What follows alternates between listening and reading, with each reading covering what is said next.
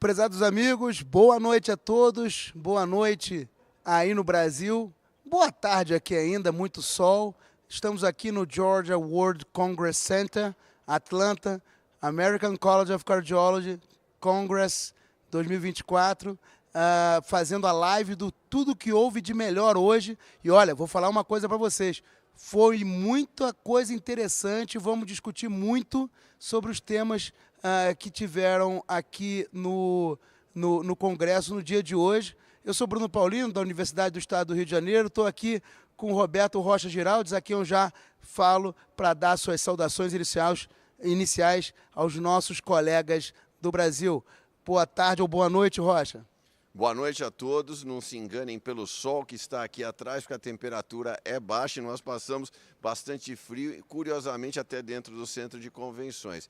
É verdade, Bruno, a gente está aqui desde Atlanta e vamos trazer algumas novidades, algumas figuras carimbadas. Sabe, uma coisa que sempre me chama a atenção quando eu venho ao Congresso nos Estados Unidos, aos congressos, é o fato de que a gente sempre vê as mesmas caras, as pessoas que são profissionais da ciência, que dedicam a sua vida à ciência, que nos ensinam muito. E hoje não foi diferente, grandes pessoas, importantes pesquisadores, mostrando resultados de grandes estudos, que eu acho que sempre nos ajudam muito na prática clínica.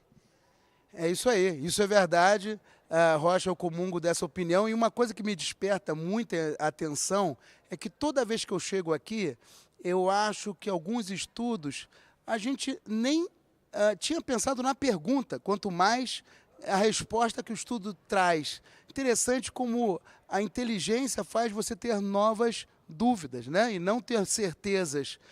Alguns estudos, a gente vai conversar sobre eles, nem a dúvida nós tínhamos ainda, e chegamos à conclusão, é verdade, nós temos essa dúvida, e será qual vai ser a resposta? Né? Vamos discutir. Dr. Roberto Rocha Giraldes, vamos fazer um ping-pong. Você começa com a sessão do Late Breaker Clinical Trials, que foi pela manhã, depois eu falo um estudo, você fala outro. Vamos fazer isso para a gente passar para o nosso colega que está aí no Brasil, o que houve de melhor hoje no primeiro dia do Congresso do American College of Cardiology 2024 aqui em Atlanta. Qual o seu destaque da primeira sessão de Late Breaker Clinical Trials, Rocha?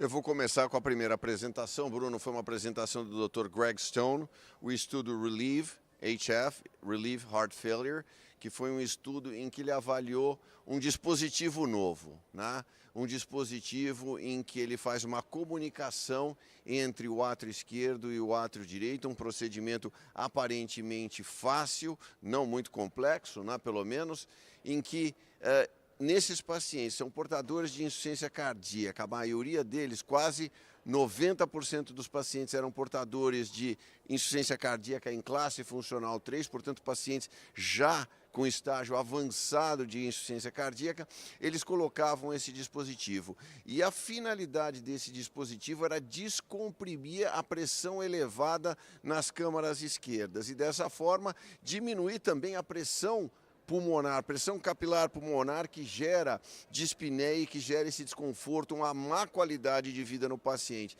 Então, através dessa comunicação, ele aumentava as pressões em câmaras direitas por esse fluxo que se faz da esquerda para a direita. E a ideia é que isso pudesse melhorar a qualidade de vida dos pacientes e, eventualmente, melhorar o desfecho desses pacientes. Então, os pacientes foram randomizados em 2 grupos, eram aproximadamente 400 pacientes. Esses pacientes foram seguidos por um período de quase 2 anos, em média 22 meses, para avaliar desfechos clínicos e desfechos de qualidade de vida.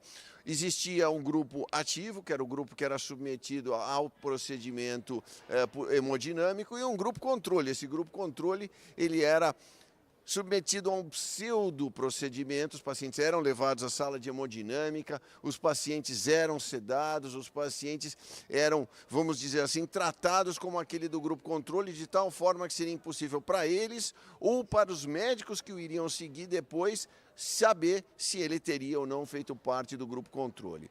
Interessantíssimo, houve realmente um alívio das pressões à esquerda com o procedimento, com o aumento das pressões à direita, e do ponto de vista da qualidade de vida desses pacientes, houve uma melhora da qualidade de vida desses pacientes. Em relação aos desfechos, não houve mudança no desfecho desses dois grupos, não houve mudança em termos de redução de internação hospitalar, necessidade de suporte circulatório, necessidade de transplante cardíaco ou mesmo mortalidade. Entretanto, e aí vai a minha crítica a esse estudo, nesse estudo foram incluídos pacientes ao longo de todo o espectro de síndrome de insuficiência cardíaca, ou seja, pacientes com insuficiência cardíaca com fração de ejeção reduzida e pacientes com insuficiência cardíaca com fração de ejeção preservada. E aí sim, uma grande diferença. Se nós dividirmos em dois subgrupos esses pacientes, fração de ejeção abaixo de 40% e, portanto, fração de ejeção reduzida, nós observamos um grande benefício nesses pacientes, com redução da hospitalização por insuficiência cardíaca, redução da necessidade, inclusive, de suporte circulatório nesses pacientes e necessidade de transplante cardíaco, sem diferença na mortalidade. Ao contrário, naqueles pacientes com insuficiência cardíaca com fração de ejeção acima de 40%, a despeito de uma melhora clínica de difícil explicação, porque eles realmente tiveram avaliado pelo questionário de Kansas City uma melhora na sua qualidade de vida, não houve mudança nos desfechos, a não ser para pior. Esses pacientes precisaram de mais suporte circulatório, maior necessidade de internação. Então, uma diferença muito grande, com um P de interação extremamente significativo, menor do que 0,001,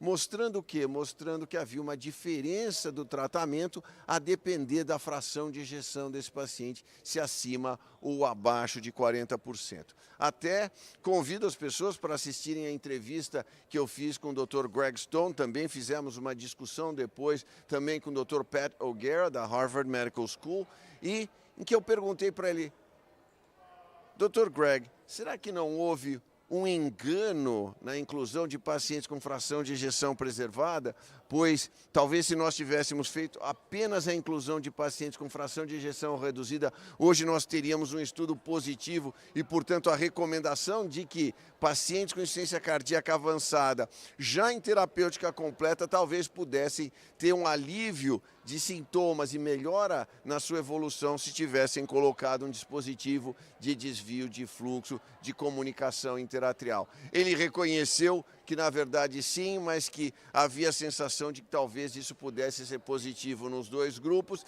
e, portanto, eles acabaram incluindo os dois pacientes. Então, hoje nós temos uma hipótese de que nos pacientes portadores de insuficiência cardíaca com fração de ejeção reduzida, talvez exista sim um benefício da colocação desses dispositivos. Esses estudos, isso vai continuar com novos estudos, provavelmente para focar especificamente essa população e avaliar se existe algum benefício para esse grupo de pacientes.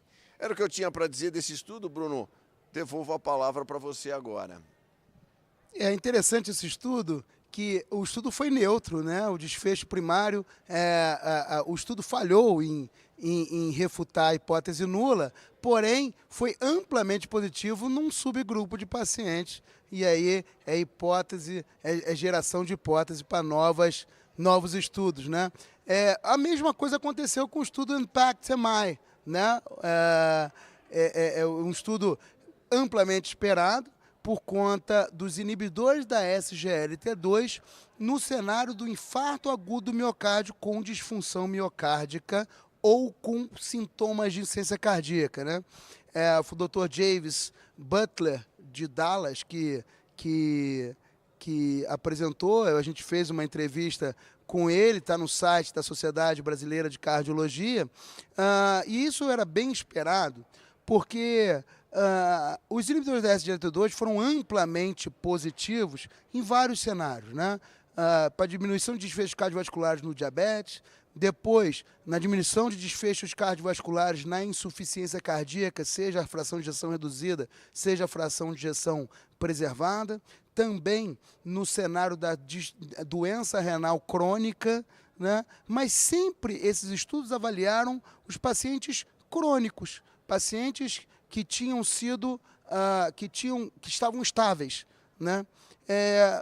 Outros estudos com insuficiência cardíaca aguda foram avaliados e esses também mostraram na insuficiência cardíaca aguda que existia um benefício, mas esses estudos excluíram, né, o NPulse e o Dictate, excluíram os pacientes com infarto agudo do miocárdio. Eles podiam ter insuficiência cardíaca de novo, mas não por causa do infarto. E esse estudo, o estudo IMPACT-MI, ele avaliou pacientes que foram internados por síndrome coronária aguda e que tinham um ecocardiograma com a fração de ejeção abaixo de 45%, ou podia ter acima de 45%, mas tinha que ter sinais clínicos de congestão pulmonar. E esses pacientes foram randomizados para a empagliflozina, o placebo, né? Muito parecido com o estudo da APA-MI, que foi mais ou menos a mesma população, mas com algumas diferenças. Uma, que o DAPA-MI tinha um desfecho amplamente, super grande, né? Eram 7 desfechos no componente, 7 componentes do desfecho primário, morte, infarto, AVC, insuficiência cardíaca, morte súbita abortada, incidência de diabetes, classe funcional de New York Heart Association 3 ou 4 e perda de peso maior do que 5%. Né? Que são desfechos que a gente não espera na hora que a gente vai fazer inibidor da SGLT2 ou não no paciente pós-infarto. Esse não. Esse foi morte por qualquer causa e internação por insuficiência cardíaca. Fez isso porque era um estudo pragmático. Então não tinha um comitê de adjudicação. Então morte por qualquer causa, realmente o viés de aferição é mínimo ou zero. Né? Por isso que foi morte ou por qualquer causa ou internação por insuficiência cardíaca. E que interessante, o estudo foi neutro, não mostrou diferença. A empagliflozina não foi capaz de mudar o desfecho primário de forma estatisticamente significativa. Porém, os componentes do desfecho primário, morte por qualquer causa, realmente não mudou absolutamente nada, mas houve uma redução de 23% em internações por insuficiência cardíaca. Quando a gente vai internações, a primeira internação ou recorrente, quer dizer, várias internações, o tamanho de efeito ainda aumenta, vai para 33% de redução de risco relativo, né, um hazard ratio de 0,67, de forma super estatisticamente significativa. E eu conversei com o Dr. James Butler, perguntando o seguinte, olha, esse estudo é positivo ou ele é neutro? Porque, apesar de ter sido bom do ponto de vista do desfecho de internação por insuficiência cardíaca, as curvas começam a divergir a partir do 3º mês, mais ou menos. E era justamente no 3º mês que o paciente podia ser incluído nos estudos crônicos, né? Por exemplo, o DAPA-HF, ou o Emperor Reduced, ou Preserved, ou Deliver. E ele me falou que, olha, apesar do desfecho demorar 3 meses, isso aconteceu porque ele tomou ainda internado. 82% dos pacientes foram randomizados ainda internados por síndrome coronária aguda. Então, acho que há muita controvérsia se esse estudo foi neutro ou se foi positivo, mas definitivamente houve uma melhora de internações de insuficiência cardíaca, houve uma melhora de qualidade de vida com o inibidor da SGLT2. Cabe a gente entender agora se a gente vai esperar aquela primeira consulta do pós-infarto, aquele eco ambulatorial para fazer inibidor da SGLT2 ou não. Se a gente já começa, assim como a gente começa beta-bloqueadores, inibidores do sistema renina-angiotensina-aldosterona e talvez os antagonistas do receptor mineralocorticoide ainda na internação. Esse estudo acho que vai dar o que falar e certamente foi extremamente importante para a gente discutir aqui nessa live e certamente no congresso e na nossa prática clínica depois. Rocha, algum outro estudo que você queria destacar ainda no late breaking de hoje? Bruno, eu queria fazer um comentário do IMPACT. Esse estudo, quando eu vi o resultado, eu digo que a princípio eu fiquei um pouquinho decepcionado, eu te explico por quê. A minha decepção veio do fato de que uma das coisas que todos esses inibidores da SGLT2 sempre demonstraram foi uma rápida compensação da insuficiência cardíaca, uma rápida melhora da evolução dos pacientes. Então eu esperava que o paciente que recebe inibidor da SGLT2 tem uma disfunção ventricular ou tem sintomas, como você descreveu, pudesse melhorar rapidamente separando as duas curvas. Então eu digo para você que houve uma certa decepção inicial, mas eu talvez julgue que o corte de 45% na fração de ejeção talvez não seja o ideal desses pacientes. Se a gente olhar a maioria dos estudos pacientes portadores de insuficiência cardíaca, nós vemos que o corte foi feito com fração de ejeção abaixo de 40%.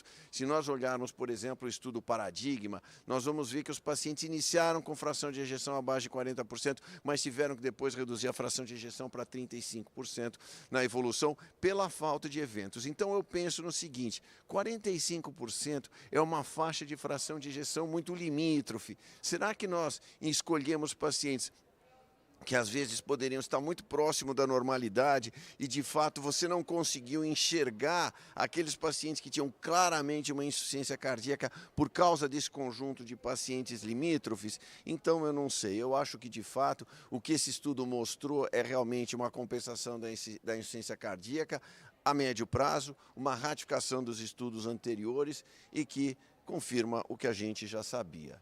Eu só queria fazer uma observação agora importante, que as pessoas, por favor, façam perguntas, quem tiver vontade. Por favor, nós estamos live aqui desde Atlanta. Quem quiser fazer uma pergunta, por favor, sinta-se à vontade. Eu e Bruno estamos com os telefones na mão, não somos deseducados, é apenas porque a gente quer saber se alguém vai fazer uma pergunta para nós, tá bom? Obrigado, então vamos em frente, Bruno.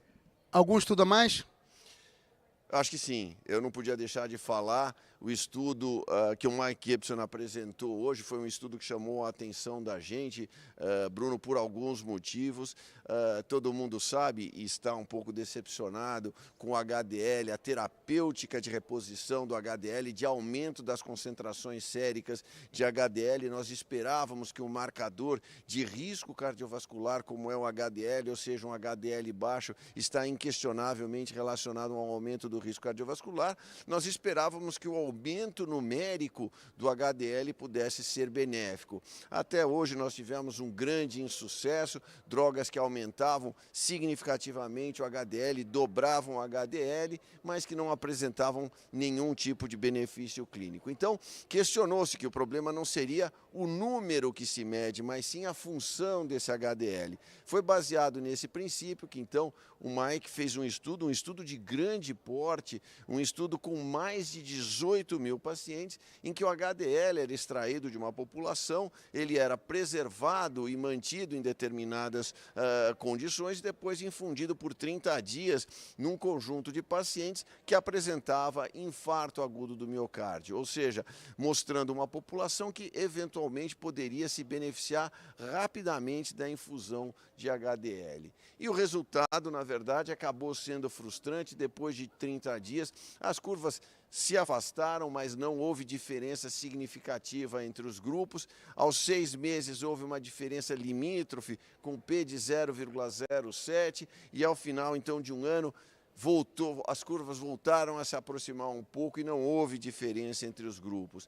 Então, foi um pouco decepcionante. Agora um HDL que havia demonstrado benefício do ponto de vista laboratorial, retirando partículas de LDL do interior dos macrófagos, havia toda uma base fisiopatológica, toda uma base mecanística que dava suporte à utilização desse HDL, entretanto o resultado foi negativo. Mas eu não deixo de destacar aquilo que durante a discussão no Congresso foi o comentário do Dr. Valentin Fuster. Ele não se aguentou e pediu a palavra para fazer esse comentário para o Mike Gibson, em que ele disse: Mike, você errou porque você esperou pouco tempo. 1 ano é muito pouco tempo. Nós vemos o resultado com o LDL, em que o resultado vai sendo construído ao longo do tempo, 2 anos, 3 anos, e talvez 1 ano, do jeito que as curvas aparecem, com grande separação,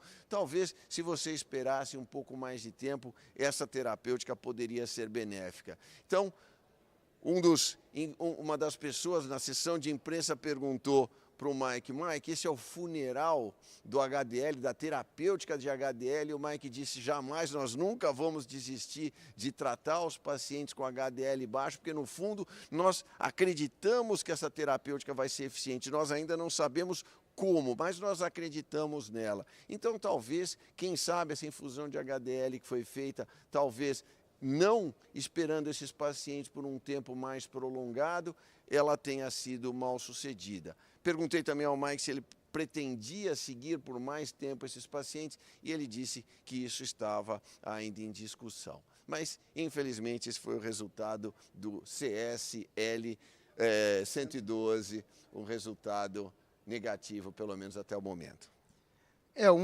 Um comentário nesse sentido, que até entendo, de seguir mais tempo esses pacientes pode levar a um aumento de poder do estudo, mas um estudo com 18 mil pacientes, faltar poder definitivamente é uma coisa que a gente não espera, né, em 18 mil pacientes, principalmente porque eram pacientes de alto ou muito alto risco de doença cardiovascular. Eles tinham acabado de ter um evento cardiovascular, então são os pacientes de mais alto risco para novos eventos, né, e definitivamente um N adequado para ver esse cenário.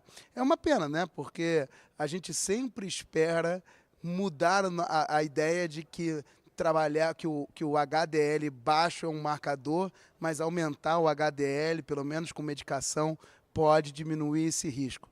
Eu comungo do Dr. Michael Gibson. Não devemos parar nunca de acreditar que podemos achar a medicação correta. Bom, tivemos tem mais algum? Acho que não. Foram esses 3 estudos. Você quer um comentário? Eu quero um comentário. Na verdade, é pedir para você fazer um comentário.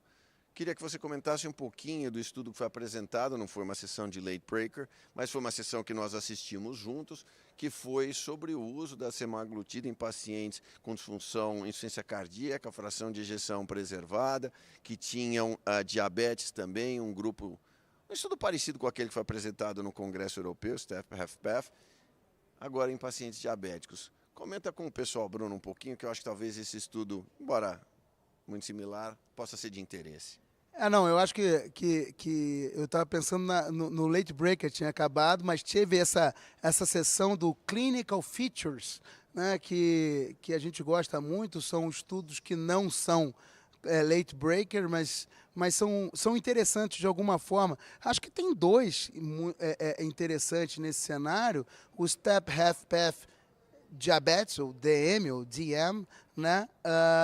E o Victoria Initiate, né? A gente vai falar também, mas o STEP-HFpEF Diabetes era bem parecido com o protocolo do STEP-HFpEF. Só para lembrar os senhores, saiu ano passado, o STEP-HFpEF eram pacientes que tinham sobrepeso ou obesidade e que tinham também insuficiência cardíaca com fração de ejeção preservada, né? Tinham a fração de ejeção preservada, mas tinham alterações ecocardiográficas e tinham sinais clínicos de insuficiência cardíaca.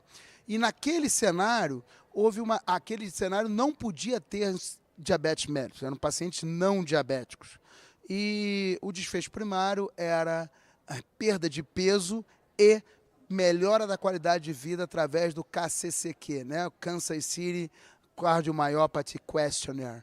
E agora foi o mesmo protocolo, mesmo fator de inclusão, os mesmos desfechos primários, só que pacientes diabéticos, ao contrário, agora todos os pacientes deviam ter diabetes. E quais foram as semelhanças e as diferenças? Os resultados foram idênticos. Houve uma redução estatisticamente significativa no peso dos pacientes e houve um aumento da qualidade de vida desses pacientes. A diferença foi no tamanho do efeito. Em relação à perda de peso, os pacientes diabéticos tiveram um aumento ainda maior, quer dizer, uma perda ainda maior, uma redução maior do peso, o peso menor, na comparação com os não diabéticos. E em relação aos desfechos secundários, porque a gente fica sempre perguntando, a limitação é a mesma. Será que ele melhorou a qualidade de vida porque ele perdeu peso ou porque ele usou semaglutida e por isso perdeu peso? Né? Esse é um confundidor potencial. E o que a gente viu foi que houve uma redução importante do NT-proBNP no grupo da semaglutida e houve também melhora do perfil metabólico no grupo da semaglutida. Agora, parece que a insuficiência cardíaca melhorou e, por isso, a qualidade de vida aumentou. Então, esse estudo é importante para que nós saibamos dos benefícios adicionais potenciais da semaglutida, dos análogos de LP1 nos pacientes com insuficiência cardíaca, mas eu acho que continua como hypothesis generation, né? Quer dizer, como geração de hipóteses para novos estudos ou novos pensamentos. Eu falo do Victorian Initiative, então vou falar porque esse estudo eu particularmente acho muito interessante. Veja, nós sabemos que os pacientes com alto risco ou muito alto risco cardiovascular devem usar as estatinas, né? E a gente sabe da dificuldade que é usar remédios todos os dias, né?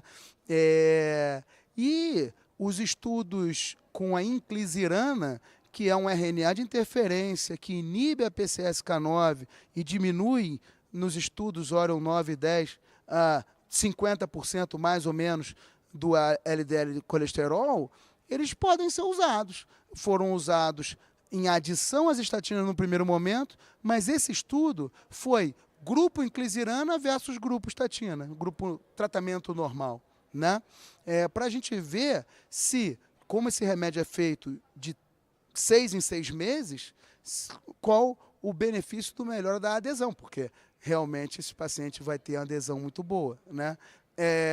E o que se percebeu? Houve realmente uma diferença do colesterol LDL que foi atingido no grupo da inclisiran e no grupo das estatinas. Houve também uma diferença na taxa de pacientes que chegaram na meta terapêutica, né?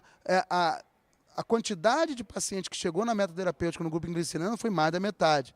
E poucos pacientes no grupo das estatinas chegaram à meta terapêutica que nós procuramos. Eles usaram da diretriz da ESC, que é 55 miligramas por decilitro, mas certamente os 50 que é a SBC e as diretrizes americanas também é a mesma situação. E interessantemente também, esses pacientes tiveram, assim, o estudo não estava com poder estatístico de perceber diferenças clinicamente relevantes, não era essa a ideia. Mas o que se percebeu é que essa diminuição de colesterol deve levar a desfechos clinicamente relevantes, porque foi o que a gente viu nos últimos 30 anos, desde do 4S, 30 anos, é isso mesmo, desde do estudo 4S com a simvastatina em pacientes pós-infarto, a gente tem a mesma situação, redução de risco nos pacientes que têm redução maior da colesterolemia LDL. Essa sessão foi muito interessante, acho que esses foram 2 estudos que valiam a pena. Queria que você fizesse alguns comentários, se você quiser, desses 2 estudos que eu apresentei agora. Eu vou fazer um comentário sobre o Victorian. Eu acho o seguinte, eu acho que a gente está para provar ainda na doença, na dislipidemia, que a propriedade comutativa é válida, né? Que a ordem dos fatores não altera o produto. Eu acho que é um princípio lógico, uma vez que a regra do LDL vale, ou seja, independente da forma como se reduz o LDL, o resultado ele é o mesmo. O que interessa é a redução do LDL e não a forma como a gente reduz o LDL. E lembro você, Bruno, que na verdade a redução do LDL depende do LDL basal, assim como da pressão, como do diabetes. Então, esses 50% com a inclisiran que foi observada em pacientes nos estudos da família Orion, era um LDL de quem já vinha com LDL mais baixo. Se eu puxar esse LDL lá para cima, a redução percentual provavelmente ainda será maior, sendo ainda mais provável que esses pacientes atinjam as suas metas terapêuticas. E a gente sabe que esquecer de tomar remédio é uma coisa bastante frequente. Ainda ontem eu dizia para o Bruno, Bruno, faz 2 dias que eu não tomo os meus remédios que eu esqueci de tomar quando cheguei aqui. Então, isso eu acho que é uma coisa extremamente importante que poderia mudar um pouco o curso dessa doença. A gente sabe que o risco residual ainda é elevado. Nós, em quantas sessões ouvimos falar, Bruno, de risco residual? Muita sessão, o risco residual, nós continuamos com um número elevado ainda de pacientes que apresentam infarto, que apresentam eventos a despeito de toda a terapêutica. Nós ouvimos isso demais ainda. E um dos motivos, que foi motivo do ano passado, o American College tem uma sessão exclusivamente dedicada à adesão terapêutica, adesão farmacológica, né? Isso nos leva a concluir que é muito importante que os pacientes tenham uma adesão adequada.